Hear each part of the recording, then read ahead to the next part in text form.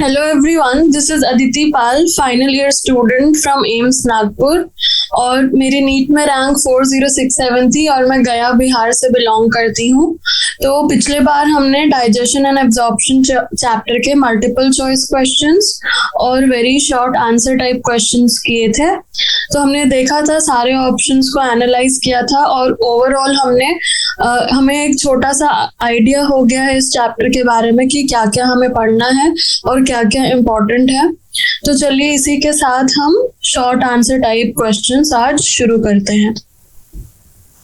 तो पहला क्वेश्चन है हमारे पास, what is pancreas? Mention the major secretions of pancreas that are helpful in digestion. तो पूछ रहा है कि पैनक्रियास क्या है। पहले तो पैनक्रियास क्या है, व्हाट इज पैनक्रियास। उसके बाद हमें मेजर सिक्रीशंस ऑफ पैनक्रियास बताना है कि क्या क्या सिक्रीट करता है हमारा पैनक्रियास। मेजरली जो जो सिक्रीट करता है वो बताना है हमें। तो जो पैनक्रियास है, पैनक्रियास एक कंपाउंड ग्लैंड है, यानी दोनों एक्सोक्राइन और एंडोक्राइन फंक्शंस, एक्सोक्राइन फंक्शंस भी है और एंडोक्राइन फंक्शंस भी है। यानी एक्सोक्राइन सिक्रेशंस भी ये दिखाता है और एंडोक्राइन सिक्रेशंस भी दिखाता है। यानी एंडोक्राइन सिक्रेशंस मतलब जो हार्मोन्स रिलीज होते हैं डायरेक्टली ब्लड में, और एक्सोक्राइन सिक्रेशंस यानी कि जो हमारे पैनक्रियास जो पैनक्रियाटिक जूसेस को एलिमेंट्री कैनाल के अंदर रिलीज करता है। तो दो तरह के सिक्रेशंस हो गए। तो it is a compound gland या कंपाउंड ऑर्गन जो सिचुएटेड है between the limbs of you shaped duodenum. तो हमें पता है कि जो डिओडेनम है वो स्टमक का कंटिन्यूएशन है। सो डिओडेनम के जो हमें पता है डिओडेनम का शेप भी सी शेप्ड होता है। तो जो सी शेप्ड डिओडेनम है उसके यहाँ पे हम देख सकते हैं, यहाँ पे पैनक्रियास है। तो बिटवीन द लिम्स यानी जो सी शेप डिओडेनम है उसके लिम्स के बीच में जो स्ट्रक्चर हमें दिख रहा है ये है हमारा पैनक्रियास। तो ये हमारा ऑर्गन है या ग्लैंड है, कंपाउंड ऑर्गन, कंपाउंड ग्लैंड जो एक्सोक्राइन और एंडोक्राइन सिक्रेशंस दोनों रिलीज करता है और लोकेटेड कहाँ है, between the limbs of C shaped और यू शेप्ड डिओडेनम। तो ये सी शेप्ड या यू शेप्ड डिओडेनम जो देख रहे हैं आप, उसके लिम्स के बीच में जो ऑर्गन है वो है पैनक्रियास। फिर पैनक्रियास का मेजर सिक्रीशंस हमें बताना है। तो हमें पता है कि इसमें एक्सोक्राइन और एंडोक्राइन दोनों पार्ट होंगे, exocrine part and endocrine part. तो जो एक्सोक्राइन पार्ट है उसमें राउंडेड लोब्यूल्स होंगे जिन्हें हम एसिनाई बोलेंगे, और ये एक्सोक्राइन पार्ट से जो सिक्रीशंस होंगे उसको हम बोलेंगे alkaline pancreatic juice of pH 8.4। तो जो ये एक्सोक्राइन पार्ट है, दो पार्ट्स होंगे हमारे पास, एक्सोक्राइन पार्ट और एंडोक्राइन पार्ट। तो जो एक्सोक्राइन पार्ट है वो हमारा रिलीज, उसमें होते हैं प्रेजेंट एसिनाई, और ये जो एसिनाई है ये सिक्रीट करते हैं अल्कलाइन पैनक्रियाटिक जूस जिसका pH होता है 8.4, इसीलिए अल्कलाइन है। और ये हमारा एक्सोक्राइन सिक्रेशन है, और एक्सोक्राइन सिक्रेशन है और एलिमेंट्री कैनाल के अंदर जाता है थ्रू द हेपाटोपैनक्रियाटिक डक्ट। तो हमारे पास पैनक्रियाटिक जूस जो है वो किस चीज के डाइजेशन में इन्वॉल्व होगा, starch, proteins, fats and nucleic acids. तो जो starch, proteins, fats and nucleic acid है, इसमें कई सारे एंजाइम्स होंगे जैसे ट्रिप्सिनोजेन, काइमोट्रिप्सिनोजेन। तो ये सारे हमारे प्रोटीन्स को डाइजेस्ट करेंगे। फिर न्यूक्लिक एसिड के लिए न्यूक्लियेसेस होंगे, कार्बोहाइड्रेट्स के लिए एमाइलेसेस होंगे, फैट्स के लिए पैनक्रियाटिक लाइपेज होगा। तो ये सारे जो है एंजाइम्स होंगे पैनक्रियाटिक जूस में। तो पैनक्रियाटिक जूस में क्या क्या होता है, न्यूक्लियेसेस होते हैं, ट्रिप्सिनोजेन, काइमोट्रिप्सिनोजेन, कार्बोक्सी पेप्टाइडेज और हमारा एमाइलेसेस, और साथ ही पैनक्रियाटिक लाइपेज। तो इतने सारे एंजाइम्स होते हैं हमारा पैनक्रियाटिक जूस के अंदर जो हमारा अल्कलाइन होता है और इनके रिस्पेक्टिव चीजों के डाइजेशन में हेल्प करता है। तो ये हुआ मेजरली क्या सिक्रीट करता है, pancreatic juice from the exocrine part. फिर है हमारे पास एंडोक्राइन पार्ट से क्या आता है, तो जो एंडोक्राइन पार्ट है it is involve in the secretion of hormones like insulin and glucagon. तो जो एंडोक्राइन पार्ट है वहां पे एंडोक्राइन पार्ट में हमारे पास होता क्या क्या है, तो islets of Langerhans of pancreas, जो हमारा आइलेट्स ऑफ लैंगरहैम्स है उससे हमारा आता है इंसुलिन, ग्लूकागॉन। तो हमारा beta cells of islets of Langerhans of pancreas से आता है इंसुलिन, हमारा जो है साथ में ग्लूकागॉन आता है, और फिर हमारे पास एक और है सोमैटोस्टैटिन। तो अल्फा से हमारा आता है ग्लूकागॉन और डेल्टा से आता है हमारा सोमैटोस्टैटिन। तो हमारा 3 हॉर्मोन्स हुए from the endocrine parts, endocrine part of pancreas, that is insulin, glucagon and somatostatin. तो हमारा मेजर सिक्रीशन हो गया क्या क्या, हमारा मेजर सिक्रीशन जो है तीन चीजें हो गई, 4 चीजें हो गई। पहला तो एक्सोक्राइन पार्ट से पैनक्रियाटिक जूस हुआ, और उसके बाद हमारा एंडोक्राइन पार्ट से इंसुलिन, ग्लूकागॉन और सोमैटोस्टैटिन हुआ। तो 3 हॉर्मोन्स हो गए एंडोक्राइन पार्ट से, और एक हमारा एक्सोक्राइन पार्ट से हो गया पैनक्रियाटिक जूस, जो कि डाइजेशन में हेल्प करेगा। तो ये था हमारा क्वेश्चन नंबर 1 कि व्हाट इज पैनक्रियास। तो पैनक्रियास एक हमारा ग्लैंड है, कॉम्पोजिट ग्लैंड है, जिसमें एंडोक्राइन और एक्सोक्राइन दोनों फंक्शंस हैं। अब इसके बाद एंडोक्राइन और एक्सोक्राइन फंक्शंस हैं, ठीक है। अब एंडोक्राइन और एक्सोक्राइन का हम नाम बताएंगे अलग अलग से। तो एंडोक्राइन में हमारे पास हॉर्मोन्स आ गए, इंसुलिन, ग्लूकागॉन एंड सोमैटोस्टैटिन, और एक्सोक्राइन में हमारे पास पैनक्रियाटिक जूस आ गया। तो पैनक्रियाटिक जूस होगा major secretion from the exocrine part, और एंडोक्राइन पार्ट से होगा इंसुलिन, ग्लूकागॉन एंड सोमैटोस्टैटिन। तो ये हो गया हमारा क्वेश्चन नंबर 1। फिर हम आते हैं क्वेश्चन नंबर 2 है हमारे पास, name the part of the alimentary canal where major absorption of digested food takes place, what are the absorbed forms of different kinds of food materials. अब बोल रहा है हमसे क्वेश्चन नंबर 2, वो पार्ट बताओ एलिमेंट्री कैनाल का जहां major absorption होता है डाइजेस्टेड फूड का। मेजर एब्जॉर्प्शन कहाँ होता है डाइजेस्टेड फूड का, हमें पता है कि मेजर एब्जॉर्प्शन जो है हमारा डाइजेस्टेड फूड का वो इंटेस्टाइन के अंदर होता है, जहां पे भी हमारा स्मॉल इंटेस्टाइन और लार्ज इंटेस्टाइन में सबसे ज्यादा एब्जॉर्प्शन होता है। फिर कुछ एब्जॉर्प्शन हमारा जो है वो स्टमक में भी होता है, हमने पिछले क्लास में देखा था कि alcohol, some drugs like aspirin और साथ ही वाटर का एब्जॉर्प्शन हमारा स्टमक में भी हो सकता है। तो हम एक एक करके देखेंगे कि मेजर एब्जॉर्प्शन कहाँ होता है और एब्जॉर्ब्ड फॉर्म्स कौन कौन से होते हैं। तो सबसे पहले जो हमें देखना है एक एक करके parts of the alimentary canal जहाँ पे एब्जॉर्प्शन हो रहा है। तो सबसे पहला है हमारे पास यहाँ पे water getting absorbed from the undigested food. Undigested food, अब पहले तो डाइजेशन पूरा होगा, फिर अनडाइजेस्टेड फूड हमारा फीसेस के थ्रू निकलना चाहिए। तो अनडाइजेस्टेड फूड हमारा पहले स्टोर कहाँ रहेगा, सीकम, कोलोन और रेक्टम यानी लार्ज इंटेस्टाइन के अंदर स्टोर्ड रहेगा अनडाइजेस्टेड फूड। और मेजर अमाउंट ऑफ वाटर जो उस अनडाइजेस्टेड फूड से है वो हमारा लार्ज इंटेस्टाइन में एब्जॉर्ब होगा और फिर हमारे फीसेस जो है वो बाहर निकलेंगे। तो इससे हमें समझ में आता है कि अनडाइजेस्टेड फूड से जो वाटर एब्जॉर्ब हो रहा है वो लार्ज इंटेस्टाइन के अंदर हो रहा है। फिर हमारे पास है डाइजेस्टेड फूड का एब्जॉर्प्शन। तो डाइजेस्टेड फूड का मेजर एब्जॉर्प्शन जो है वो स्मॉल इंटेस्टाइन के अंदर होता है। ठीक है, तो स्मॉल इंटेस्टाइन के अंदर हमारा डाइजेस्टेड फूड का एब्जॉर्प्शन होता है। उसके बाद हमारा टेस्ट ऑफ द फूड को हम परसीव कैसे करते हैं, taste buds on the tongue से, और बाइल जूस का प्रोडक्शन हमने पिछले क्लास में देखा था कि लिवर से होता है। अब हम एक एक करके देखते हैं कि लार्ज इंटेस्टाइन, स्मॉल इंटेस्टाइन और इन ऑर्गन्स का क्या काम है और कहाँ कहाँ हमारा एब्जॉर्प्शन हो रहा है। तो सबसे पहले लार्ज इंटेस्टाइन एक एक्सटेंडेड ट्यूब लाइक ऑर्गन है with connections to the anus and small intestine on either end.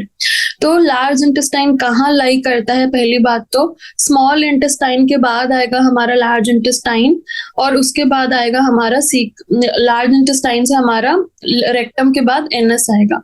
तो एनस से भी कनेक्टेड है हमारा लार्ज इंटेस्टाइन, और साथ ही साथ हमारा स्मॉल इंटेस्टाइन से भी कनेक्टेड है। तो सीकम, कोलोन और रेक्टम तीन और एनल कैनाल भी साथ में 4 sections of the large intestine है। तो जो food that has only partially been digested travels from the cecum into the colon where water, certain nutrients and electrolytes are eliminated. अब जो फूड हमारा पूरी तरह से डाइजेस्ट नहीं होता, यानी पार्शियली डाइजेस्टेड फूड है, वो सीकम से कोलोन के अंदर आता है, जहाँ पे हमारे वाटर, इलेक्ट्रोलाइट्स और सर्टेन न्यूट्रिएंट्स, यानी जो भी हमें यूटिलाइज कर सकते हैं to the maximum. Undigested food तो है, पर उसमें वाटर है, न्यूट्रिएंट्स है, इलेक्ट्रोलाइट्स है, जो हमारे बॉडी को यूजफुल हो सकती है, तो हम क्यों नहीं एब्जॉर्ब करेंगे? तो लार्ज इंटेस्टाइन वही काम करता है। फिर जो हमारा स्मॉल इंटेस्टाइन है, वो वहां उसके 2 जो पार्ट्स होते हैं, जेजुनम, इलियम एंड डिओडेनम, ये हमारे स्मॉल इंटेस्टाइन को बनाते हैं। तो जो स्मॉल इंटेस्टाइन है वो जो है फर्दर डाइजेशन ऑफ स्टमक के बाद, स्टमक में हमें पता है काइम बनता है, उसके बाद फाइनल डाइजेशन हमारे इंटेस्टाइन के अंदर ही होता है, और एब्जॉर्प्शन भी हमारा इंटेस्टाइन के अंदर ही होता है। तो जो हमारा स्मॉल इंटेस्टाइन है वो वाटर एब्जॉर्ब करेगा, विटामिन एब्जॉर्ब करेगा, मिनरल्स एब्जॉर्ब करेगा, carbohydrates, lipids and proteins from food so that the body can utilise them.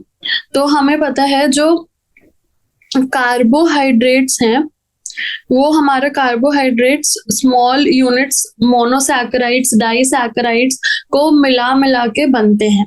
तो कार्बोहाइड्रेट्स जो फाइनल एब्जॉर्ब फॉर्म होगा वो मोनोसैकेराइड्स के फॉर्म में होगा, क्योंकि monosaccharides are the smallest unit, इससे ज्यादा हम तोड़ नहीं सकते कार्बोहाइड्रेट्स को।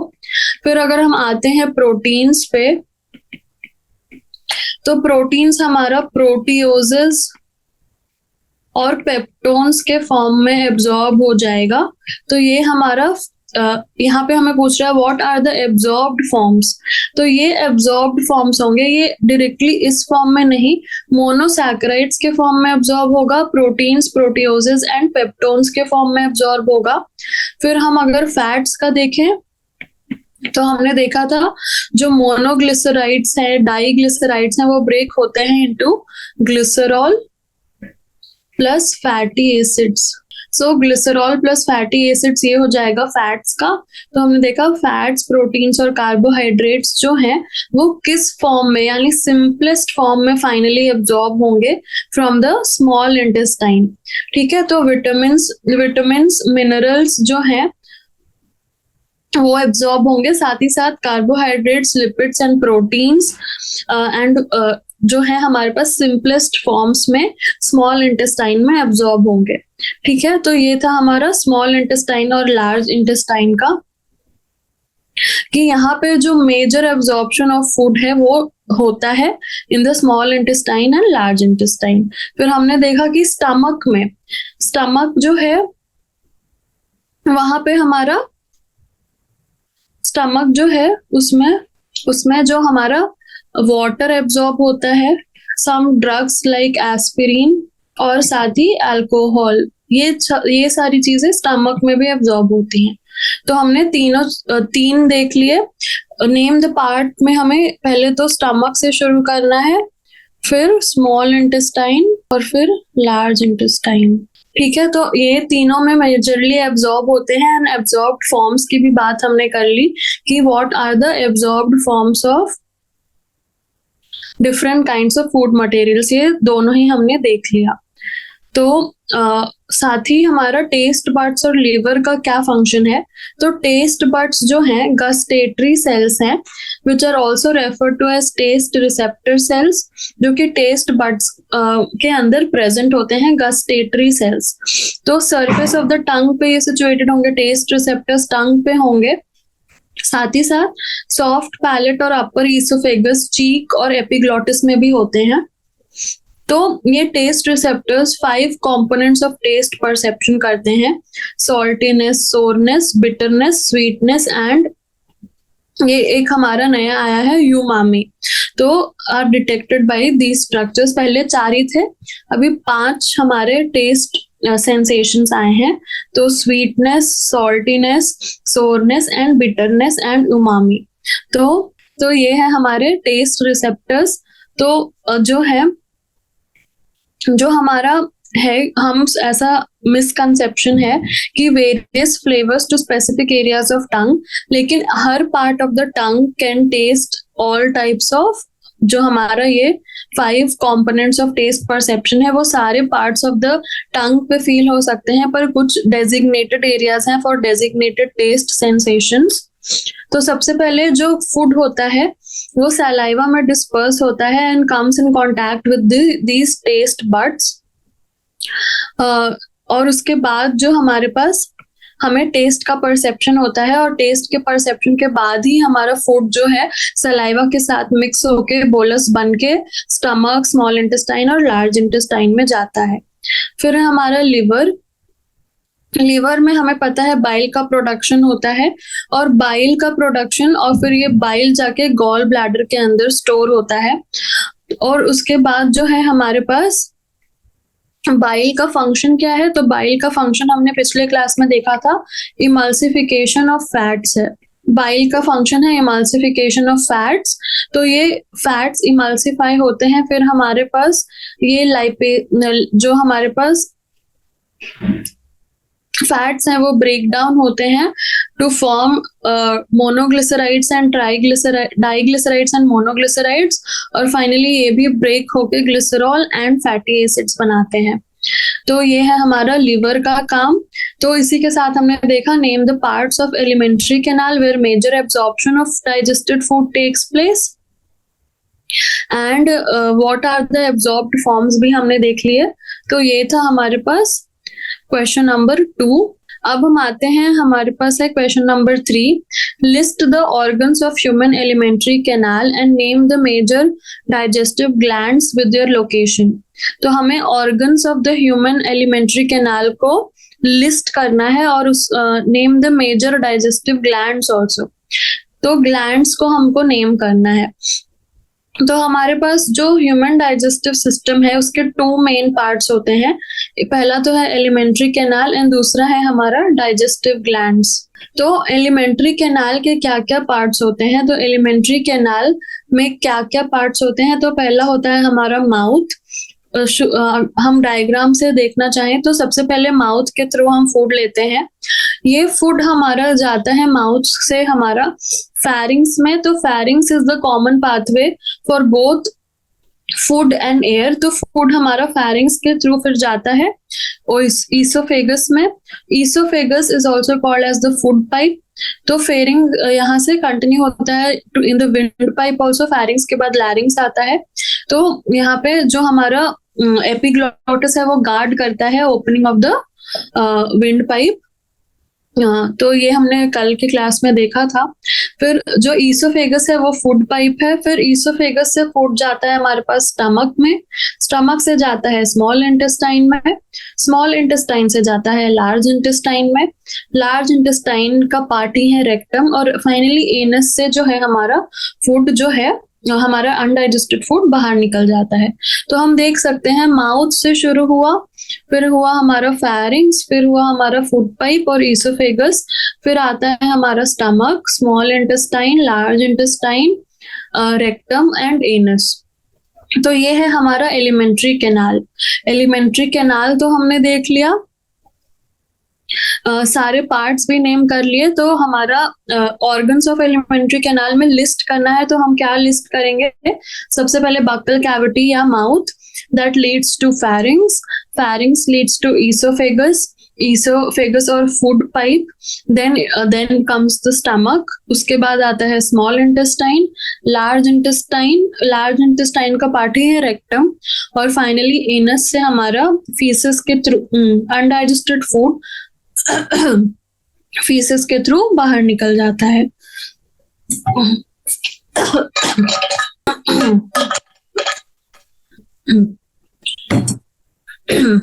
तो ये था हमारे पास list the organs of the alimentary canal. अब हम मेजर डाइजेस्टिव ग्लैंड्स पे आते हैं। तो सबसे पहले जो हमारा मेजर डाइजेस्टिव ग्लैंड है वो शुरू से अगर हम देखें तो माउथ या बकल कैविटी में जो मेजर डाइजेस्टिव ग्लैंड है वो है हमारा salivary glands. Salivary glands located कहाँ होते हैं? They are located just outside the buccal cavity. तो सैलिवरी ग्लैंड्स बकल कैविटी के अंदर नहीं होते, बकल कैविटी के जस्ट बाहर होते हैं और अपना सिक्रीशंस डालते कहाँ है? वो बकल कैविटी के अंदर। तो सैलिवरी ग्लैंड्स हो गया first gland. Salivary gland mouth के अंदर है बकल कैविटी के। Salivary glands will be just outside the buccal cavity and secrete saliva into the buccal cavity. ठीक है, ये हुआ हमारा सैलिवरी ग्लैंड्स पहला। उसके बाद ईसोफेगस में कोई ग्लैंड्स नहीं है। फिर आता है हमारा स्टमक के आसपास कौन से ग्लैंड्स हैं? तो स्टमक के आसपास है हमारे लिवर। लिवर जो है it is the largest gland in the body और ये कहाँ सिचुएटेड है? Just below the diaphragm on the right side. तो राइट साइड में लोकेटेड है, इसके 2 लोब्स हैं और लिवर सिक्रीट क्या करता है? Bile, and bile helps in emulsification of fat. तो हमने पहले ही देखा है कि जो लिवर है वो क्या करता है, इसका फंक्शन क्या है? तो जो हेपेटोसाइट्स हैं वो बाइल फॉर्मेशन में हेल्प करते हैं और बाइल बनने के बाद हमारा गॉल ब्लैडर के अंदर स्टोर होता है और हेपेटो पैनक्रियाटिक डक्ट के थ्रू ये बाइल जो है हमारा पैनक्रियास में रिलीज होता है। बाइल जो है हमारा डिओडेनम में रिलीज होता है और इमल्सिफिकेशन ऑफ फैट्स में हेल्प करता है। तो पहला हुआ सैलिवरी ग्लैंड्स, दूसरा हुआ लिवर। अब हम आते हैं पैनक्रियास पे। तो जो पैनक्रियास है it is the compound organ. ये हमने अभी अभी देखा कि कंपाउंड ग्लैंड है, both exocrine and endocrine parts है इसके अंदर। तो एक्सोक्राइन और एंडोक्राइन दोनों ऑर्गन की तरह ये एक्ट करता है। एक्सोक्राइन पोर्शन जो है क्या सिक्रीट करता है? Pancreatic juice. और एंडोक्राइन पोर्शन जो है हार्मोन सिक्रीट करता है like insulin, glucagon and somatostatin. तो पैनक्रियास का फंक्शंस, पैनक्रियास का हमने सब कुछ अभी थोड़ी देर पहले देखा। तो क्या क्या ग्लैंड्स हमने देखे? तो पहला तो सैलिवरी ग्लैंड्स देखा जो just outside the buccal cavity located होते हैं and they secrete saliva into the buccal cavity. और उसके बाद हमने देखा कौन सा ग्लैंड? लिवर की। लिवर के 2 लोब्स हैं। लिवर बाइल सिक्रीट करता है, hepatocytes they help in the formation of bile और जो बाइल है वो हमारा गॉल ब्लैडर के अंदर स्टोर होता है और ये बाइल का काम क्या है? To help in the emulsification of fat. तो सैलिवरी ग्लैंड्स हैं हमारे 3, इनका नाम भी हमें पता होना चाहिए। Parotid gland, submandibular gland and sublingual salivary gland. Parotid, submandibular and sublingual. उसके बाद है हमारा दूसरा ग्लैंड लिवर हमने देखा और तीसरा ग्लैंड हमने देखा पैनक्रियास। हम गॉल ब्लैडर को भी कंसिडर कर सकते हैं पर गॉल ब्लैडर सिर्फ स्टोरेज ऑफ बाइल में इन्वॉल्व है। बाकी सारे हमारे मेजर ग्लैंड्स हैं जो डाइजेस्टिव जूसेस जो है अपने रिलीज कर रहे हैं ताकि डाइजेशन हो सके। तो हमने देखा कौन कौन से ग्लैंड्स? Salivary, liver, pancreas. तो ये था हमारा क्वेश्चन नंबर 3। अब हम आते हैं क्वेश्चन नंबर 4 पे। What is the role of gall bladder? What may happen if it stops functioning और इट इज रिमूव्ड? अभी हमसे क्वेश्चन पूछ रहा है कि गॉल ब्लैडर का रोल क्या है। आप ये बताओ कि गॉल ब्लैडर का रोल क्या है। हमें पता है गॉल ब्लैडर क्या करता है, जो बाइल है उसको स्टोर करता है। बाइल का स्टोरेज प्लेस है। ठीक है। तो जो बाइल सिंथेसाइज होता है by the hepatocytes of the liver which then reaches the gall bladder. Gall bladder क्या करता है, एक थिन मस्कुलर सैक है। Gall bladder is a thin muscular sac. एक तो बाइल को स्टोर करता है और दूसरा फंक्शन है कि बाइल को कंसंट्रेट भी करता है। तो रोल ऑफ गॉल ब्लैडर हमने देख लिया कि जो हेपेटोसाइट्स गॉल ब्लैडर बाइल को सिंथेसाइज कर रहे हैं वो फाइनली जाके स्टोर होता है in a small muscular sac like organ called the gall bladder. ठीक है, इतना हमने समझा। अब गॉल ब्लैडर के अंदर स्टोर होता है और साथ ही साथ कंसंट्रेट भी होता है जो बाइल है। तो कंसंट्रेशन में हेल्प करता है गॉल ब्लैडर और स्टोरेज ऑफ बाइल में। अब ये अगर आपने इसको हटा लिया तो ये फंक्शन तो हमारा गया। ये फंक्शन जो गॉल ब्लैडर कर रहा था ये अब कोई नहीं करेगा बॉडी के अंदर। तो इसके क्या कॉन्सिक्वेंसेस हैं? तो इफेक्ट्स ऑफ रिमूवल में जो स्टोरेज ऑफ बाइल है वो नहीं होगा। यानी बाइल पहले स्टोर हो रहा था, कंसंट्रेट हो रहा था, वो अब हमारे पास नहीं होगा। स्टोर, कंसंट्रेट, ये फंक्शन तो गया। तो यानी बाइल डायरेक्टली हमारा डिओडेनम के अंदर जाएगा। अगर फूड नहीं है तो भी हमारे पास फूड नहीं है तो भी जाएगा, क्योंकि हमारा गॉल ब्लैडर वो फंक्शन कर रहा था जो कि रिमूव हो गया। अब डाइजेशन ऑफ फैट्स क्या प्रॉपरली हो पाएगा?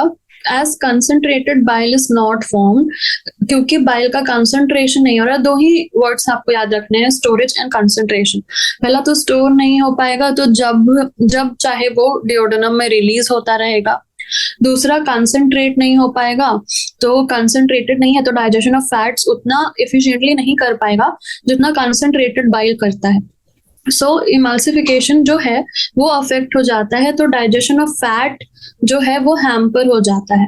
तो अब हमारे पास अगर डाइजेशन ऑफ फैट हैम्पर हो रहा है तो जिन पेशेंट्स का गॉल ब्लैडर हम रिमूव करते हैं उनको क्या एडवाइस हम देंगे कि आप फैट्स को कम खाना शुरू करें, क्योंकि आपके बॉडी में फैट्स जितना पहले डाइजेस्ट हो रहे थे अब उतने एफिशिएंटली डाइजेस्ट नहीं हो पाएंगे, तो आपको प्रॉब्लम्स होंगी।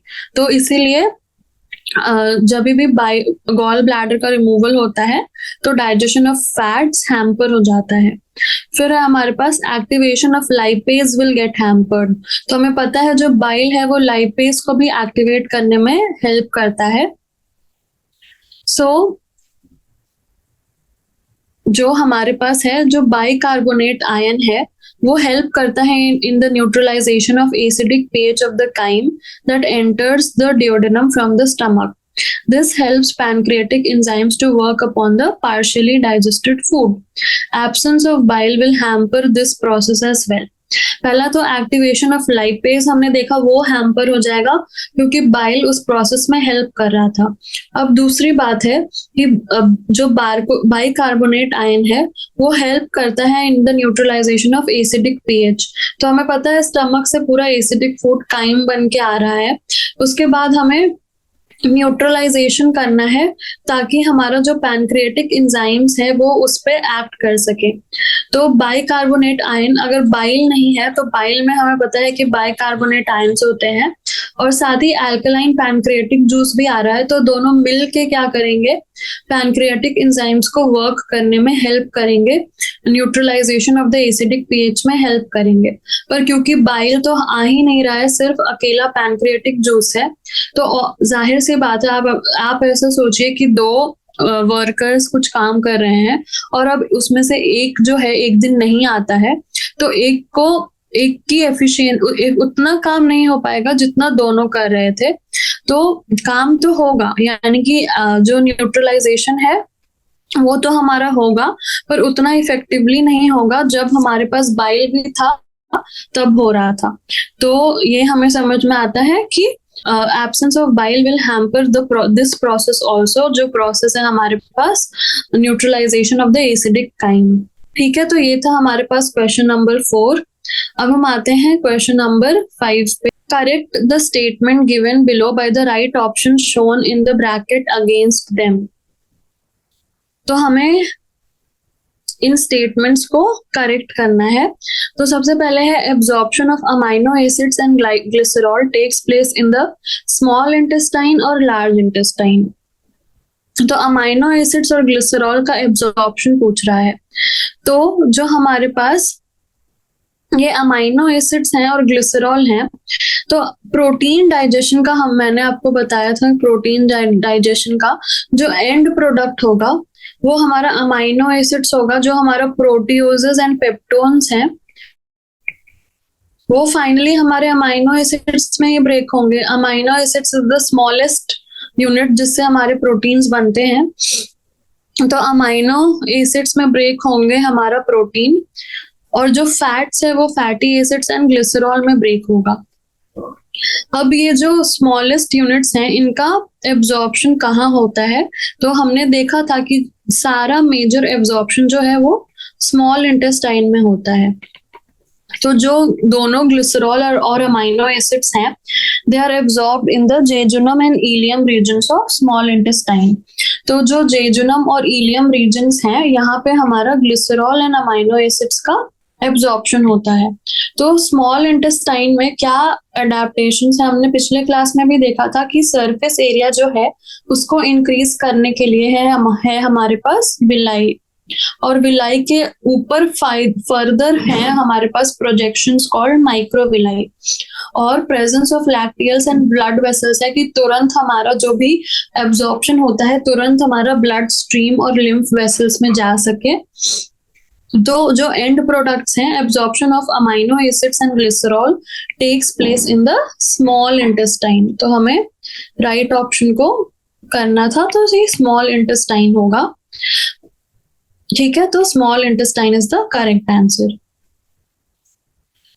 फिर हम आते हैं बी है हमारा, the faeces in the rectum initiate a reflex causing an urge for its removal, neural और या फिर हार्मोनल।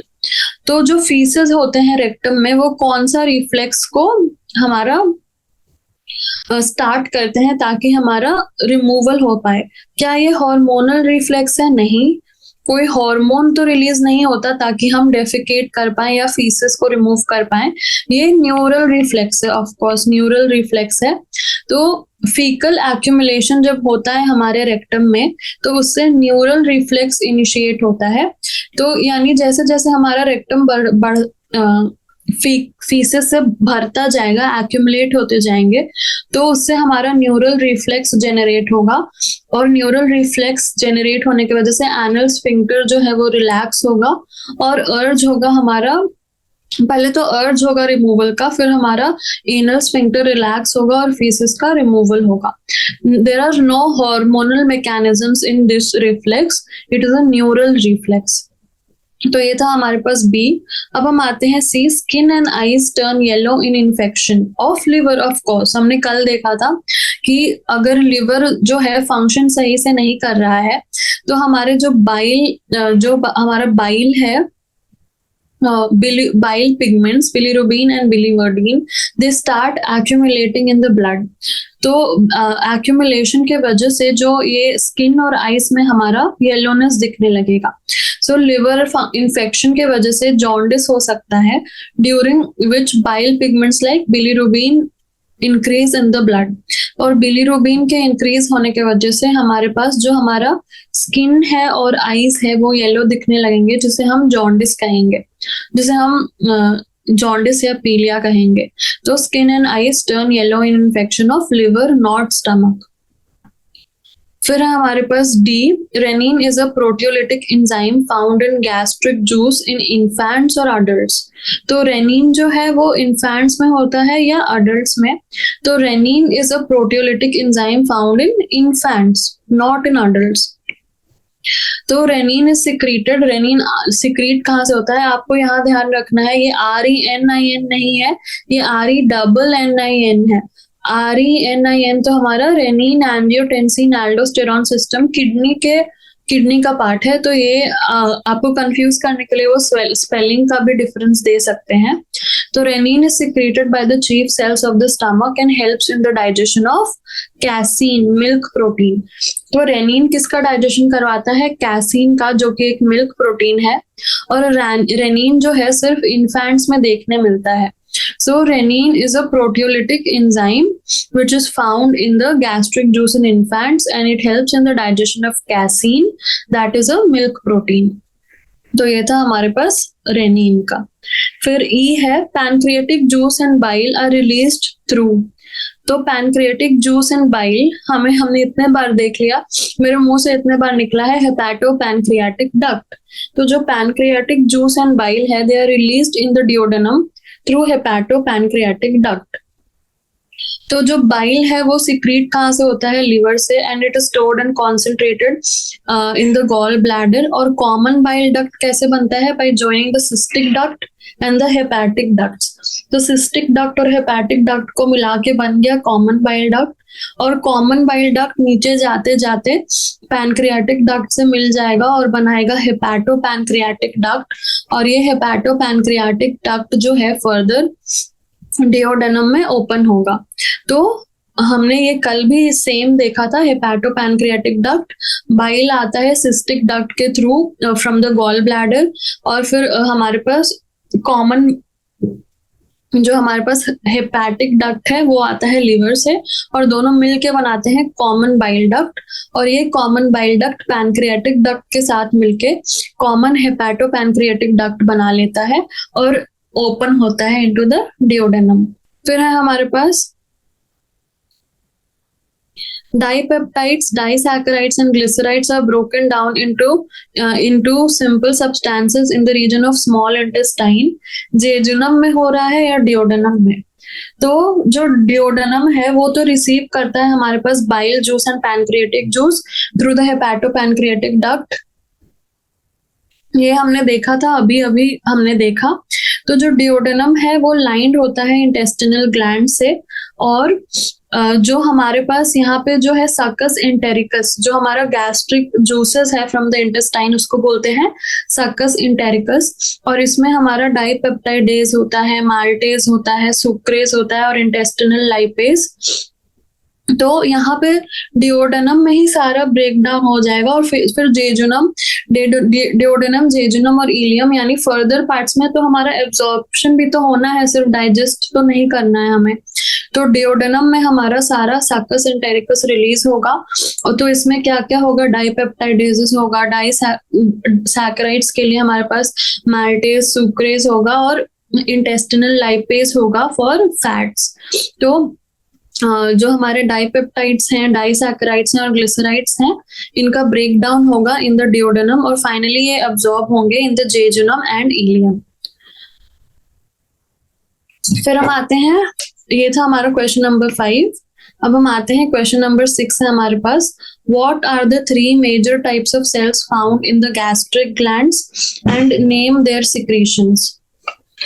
तो जो गैस्ट्रिक ग्लैंड्स होते हैं उनमें 3 मेजर टाइप्स ऑफ सेल्स होते हैं. यानी जो गैस्ट्रिक ग्लैंड्स यानी जो स्टमक में ग्लैंड्स होते हैं, तो इनमें 3 मेजर टाइप्स ऑफ सेल्स होते हैं. पहला तो है म्यूकस नेक सेल्स.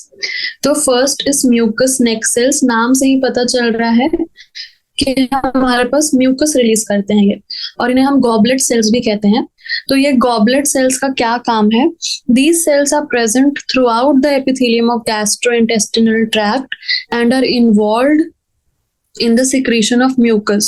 तो ये throughout the gastrointestinal tract present होते हैं ये mucus neck cells या goblet cells, और इनका मेन काम है the secretion of mucus in the entire gastrointestinal tract, और ये stomach में भी present होते हैं. तो क्योंकि हमें gastric glands बताने हैं तो हम stomach में भी इन्हें बताएंगे कि stomach में goblet cells होते हैं, जो कि हमारा mucus neck cells होते हैं, जो क्या रिलीज करते हैं? म्यूकस रिलीज करते हैं. फिर हमारे पास दूसरा आता है पेप्टिक और चीफ सेल्स. तो पेप्टिक और चीफ सेल्स को हम जाइमोजेनिक सेल्स भी कहते हैं. पेप्टिक और चीफ सेल्स या जाइमोजेनिक सेल्स, तो ये cells are usually basal in location and are involved in the secretion of gastric digestive enzyme such as pepsinogen and prorennin.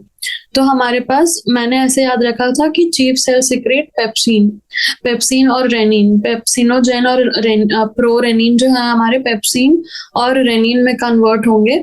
तो चीफ सेल्स जो है वो बेसल इन लोकेशन होते हैं। और चीफ सेल्स को हम क्या क्या बोलते हैं? Peptic cells, chief cells, zymogenic cells. तीनों एक साथ आप याद रखिए, पेप्टिक सेल्स, चीफ सेल्स और जाइमोजेनिक सेल्स। तो ये peptic cells, chief cells, zymogenic cells, ये हमारे सिक्रीट करते हैं प्रोरेनिन।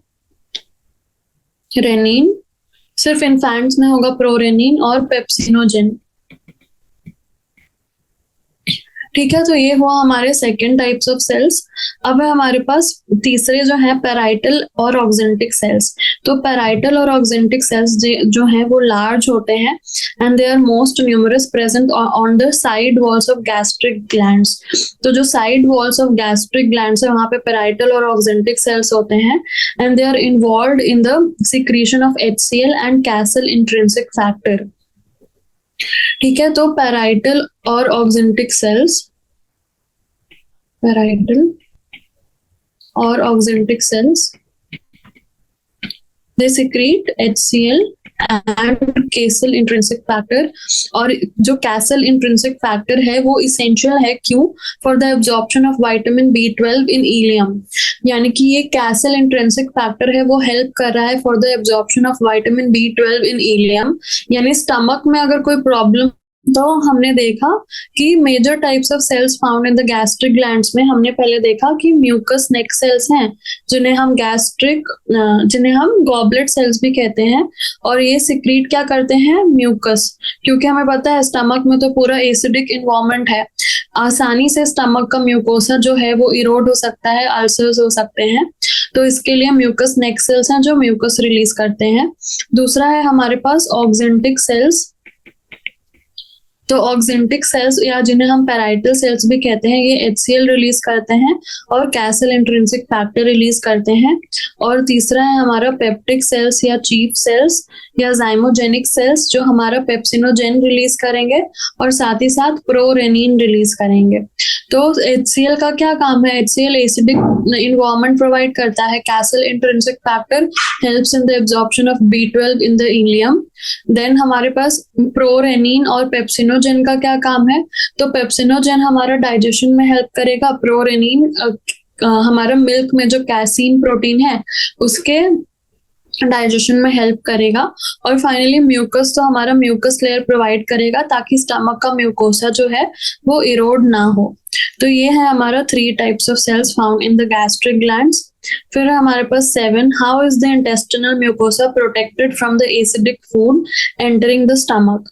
तो इंटेस्टिनल म्यूकोसा कैसे प्रोटेक्ट होती है from the acidic food that is entering the stomach. तो हमें पता है कि जो स्टमक से है एंटरिंग फ्रॉम स्टमक में HCl रिलीज हो रहा है, पूरा एसिडिक इन्वायरमेंट हो रखा है। उसके बाद इंटेस्टिनल म्यूकोसा में काइम बन के जो फूड है वो बाहर आ गया। तो हमारा इंटेस्टिनल म्यूकोसा तो इरोड हो सकती है इतना एसिडिक फूड आने की वजह से। तो हमने अभी अभी देखा जो म्यूकस नेक सेल्स या गॉबलेट सेल्स हैं वो इंटायर गैस्ट्रोइंटेस्टिनल ट्रैक्ट में प्रेजेंट है और इंटायर गैस्ट्रोइंटेस्टिनल ट्रैक्ट में वो म्यूकस रिलीज कर रहे हैं ताकि कोई भी हमारा इरोजन्स ना हो, कोई भी हमें कुछ भी इन्फ्लामेशन ना हो। तो goblet cells along with the bicarbonates from the pancreas, तो पैनक्रियाटिक जूस में बाइकार्बोनेट्स है तो वो न्यूट्रलाइज करेगा इस HCl को, और साथ ही साथ म्यूकस है तो दोनों मिलके एक इम्पॉर्टेंट रोल प्ले करते हैं in lubrication and protection of the mucosal epithelium from exfoliation by the highly concentrated hydrochloric acid. तो जो हाइड्रोक्लोरिक एसिड है वो हाईली कंसंट्रेटेड है, उसके वजह से इजीली एक्सकोरिएशन हो सकता है, तो उसको प्रिवेंट करेगा हमारा म्यूकस नेक सेल्स या गॉबलेट सेल्स जिसे हम कहते हैं। और साथ ही साथ हमारा बाइकार्बोनेट्स जो कि पैनक्रियाटिक जूस से आएगा। तो ये है हमारे पास how is the intestinal mucosa protected from the acidic food. So how is it protected? By the help of mucus neck cells, mucus from the mucous neck cells plus bicarbonates from the pancreatic juice, जो कि हमारे HCl from the acidic food को neutralise करने में help करेंगे। ठीक है, तो ये था हमारे पास क्वेश्चन नंबर 7। अब हम आते हैं question number 8। How are the activities of gastrointestinal tract regulated? तो हमें बताना है कि जो गैस्ट्रो इंटेस्टिनल ट्रैक्ट है उसमें सब कुछ हो तो रहा है, पर इसको रेगुलेट कौन कर रहा है? तो जो हमारे पास रेगुलेशन है of the activities of the gastrointestinal tract, ये न्यूरल और हार्मोनल दोनों है। सो न्यूरल और हार्मोनल मैकेनिज्म्स मिलके प्रॉपर कोऑर्डिनेशन करते हैं अमंगस्ट डिफरेंट पार्ट्स। और जो गैस्ट्रोइंटेस्टिनल ट्रैक्ट है, it is innervated by intrinsic nerves as well as extrinsic nerves. तो इंट्रिंसिक नर्व्स भी हैं और एक्सट्रिंसिक नर्व्स भी हैं, साथ ही न्यूरल और हार्मोनल मैकेनिज्म्स दोनों हैं। तो सबसे पहले इंट्रिंसिक न्यूरल सिस्टम में क्या क्या है? इंट्रिंसिक न्यूरल सिस्टम में, जिसको हम एंटेरिक न्यूरल सिस्टम भी कहते हैं, कंसिस्ट्स ऑफ 2 प्लेक्ससेस।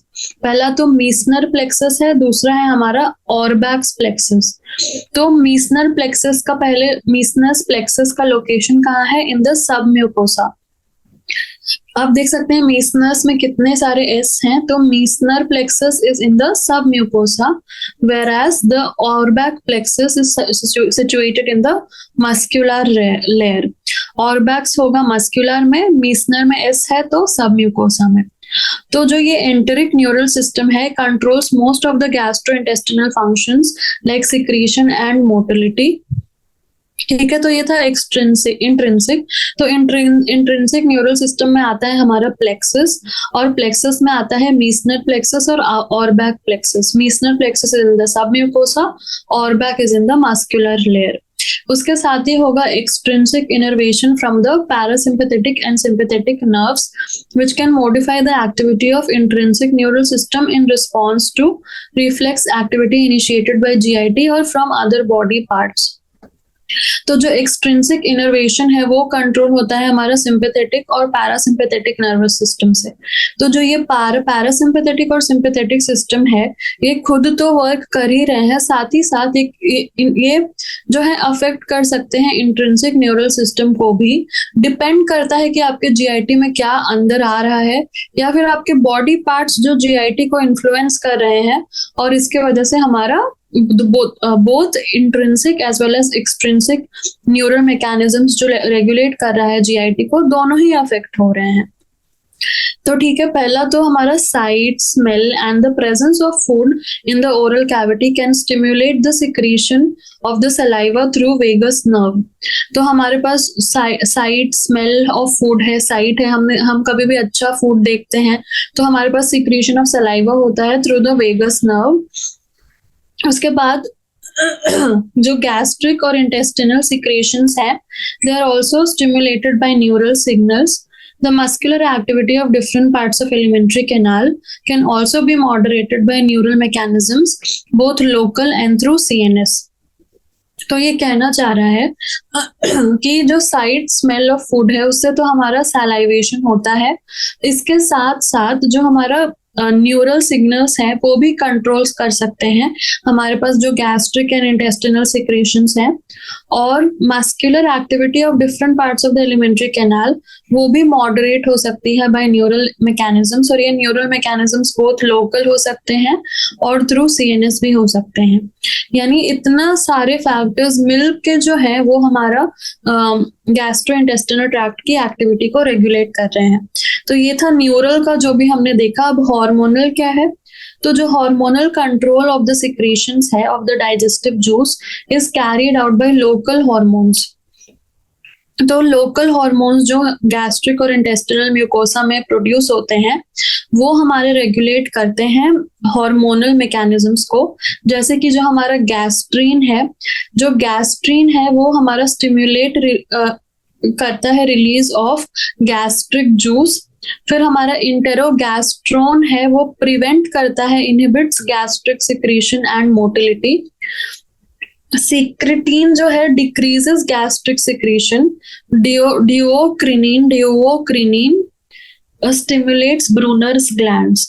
तो हमारे पास हार्मोनल मैकेनिज्म्स में जो ऑर्गन्स हैं वो ही हमारे लोकली हार्मोन्स को प्रोड्यूस कर रहे हैं।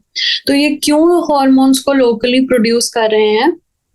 तो जैसे हमारा गैस्ट्रीन है वो प्रोड्यूस हो रहा है ताकि गैस्ट्रिक जूस रिलीज हो, इंटेरोगैस्ट्रोन रिलीज हो रहा है ताकि जो गैस्ट्रिक सिक्रीशन एंड मोटिलिटी है वो हमारी प्रिवेंट हो सके, यानी कम हो सके, इनहिबिट हो सके।